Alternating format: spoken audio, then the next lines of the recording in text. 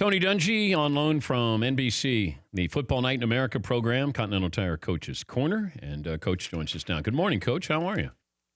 Hey, Dan. Good morning. And McLovin's right. That October heat in Florida can definitely be an advantage to the home team. We're familiar with that. Are the Dolphins, are they good?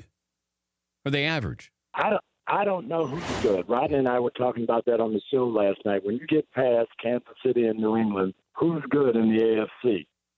And the thing about it, you have to, this day and age, as I'm looking at it, you have to be good on offense. You have to be consistently good on offense to have a chance. And I don't know who that is in the AFC.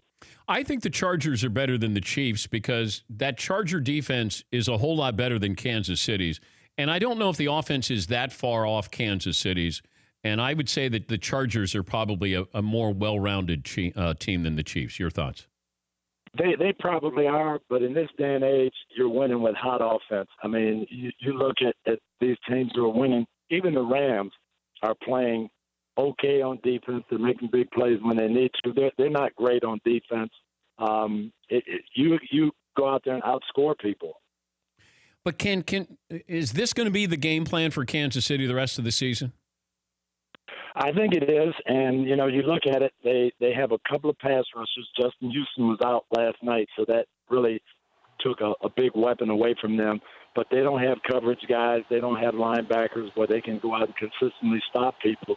So they're going to have to outscore people, and it does remind me of their 2003 season when they had that great offense with Priest Holmes and Trent Green, and they really had a struggling defense. I look at the Patriots, Tone, and you coached against them, but I always thought that Belichick looked at the month of September like it was their preseason. And then after that, he sort of had an idea of how he was going to adjust, when he needed to adjust, add, subtract. And now, once October starts, you start to see more of what New England will be like for the rest of the season. Do you think that's a game plan that he has, or is that just me reading into it a little too much? No, I think you're absolutely right. I don't think he cares about losing games in September. He's trying to teach them how to play. He's trying to teach them philosophy. He's trying to find out what some certain guys can do. And if he loses to Detroit in September, I don't think he really cares because he will figure it out. They'll learn some lessons, and then they'll play well down the stretch. I think you're exactly right. What would you force Mahomes into doing if you're a defense? If you have, the players to be able to do it. You can have a game plan, but if you don't have the players, it doesn't matter. But you being a defensive-minded guy, what would you have done as a head coach? I would really try to take that deep ball, big strike away from him. They pressured him a little bit last night. That can be feast or famine because he can run around and make plays. But I would play 3-deep zone and not let Tyreek Hill catch those 70-yard plays, not let, make them have to make 10 or 12 plays to score and see if he could do that on a consistent basis. We saw a little different wrinkle to the Cowboys yesterday dominating the Jags, and I don't know if you can implement this on a weekly basis, but I do like the run-pass option with Dak because I don't know if he's consistent enough to be just a pocket passer. I think that he has to almost put pressure on you in a variety of ways. What did you make of that game plan? I totally agree. I thought they had a great plan. Troy Aikman had been calling for Scott Linehan to do some different things with the Cowboys offense to be creative. And I think you have to. You have to look at what they have. They don't have a great receiving core. They have a dynamic back who everybody focuses on. They have a mobile quarterback. So use that. Use the running game, the bootlegs, the RPOs. Let him make easy throws and build it around the running game. And I thought they were very creative, and I thought they did a good job last night. What happened to Jacksonville back-to-back weeks here? I think it's playing on the road, number one, not having that home crowd and noise. That takes a little bit away from you. And playing mobile quarterbacks. They tee off on people that can sit in the pocket when they know you're going to be 7 yards deep. They have a lot of weapons to come after you. But the fact that they didn't know where Mahomes was going to be necessarily, they didn't know where Dak was going to be, that slowed their rush down. And as much as Jalen Ramsey wants to think they've got great cover guys back there, their defense is built on the rush.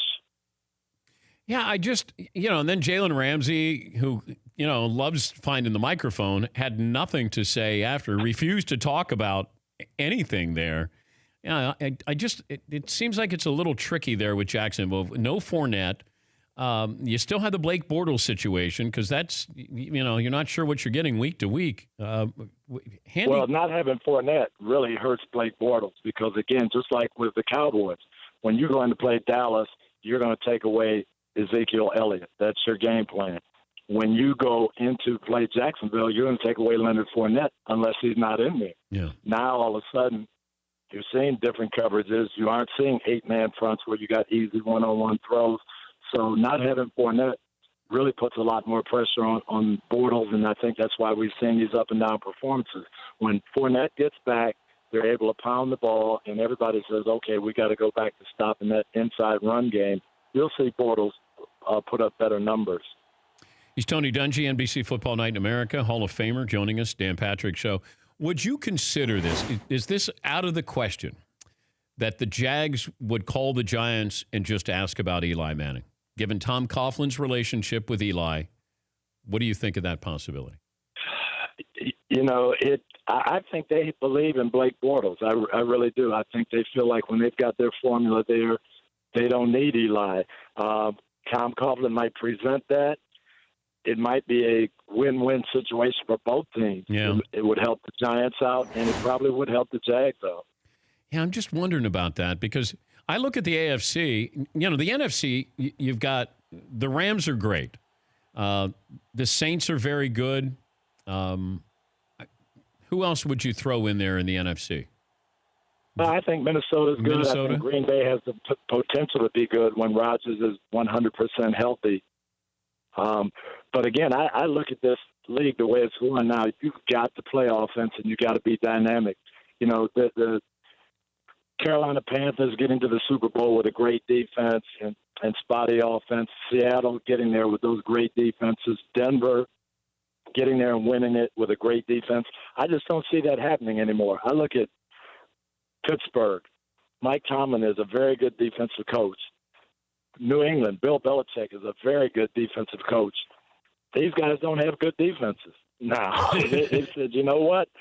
Hey, we can't win that way anymore. We've got to put all the money on offense. We've got to get weapons, and we've got to outscore people. And you're just seeing it all over, and I think that's what you have to do. You got to get a quarterback that can make plays, and you got to be able to put points on the board if you want to be a contender.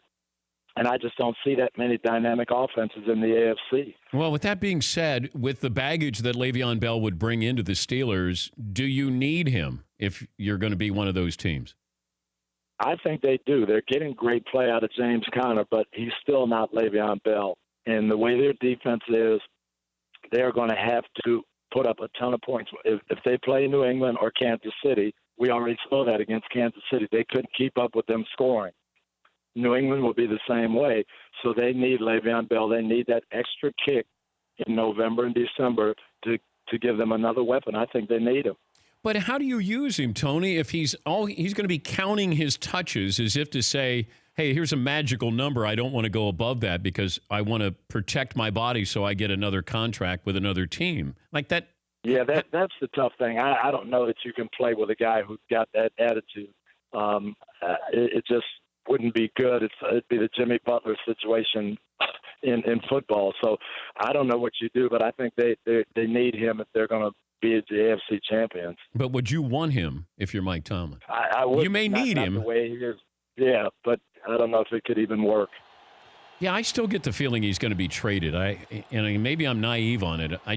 It feels like even if he comes, it's just going to be weird when he comes in because I don't know if he's going to sit out a game because he might not be injured. He may just say, you know what, I don't want to play, and then we won't know. No, there would be somebody that would take him and feel like he would add just what they need to be that dynamic offense. So I think that trade is a possibility. Tone, good to talk to you. Tell Rodney and the boys I said hello, and we'll talk to you soon. Do. All right. We'll see you, Dan. Thanks, bud. That's Tony Dungy, Football Night in America. Yeah, I still feel like the Steelers are going to move him, but I don't know what the asking price is.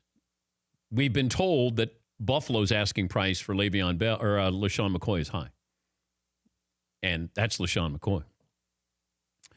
Continental Tire Coach's Corner brings you Tony Dungy. For more Dan Patrick Show, tune to Audience Channel 239 on DirecTV or download the Dan Patrick Show app.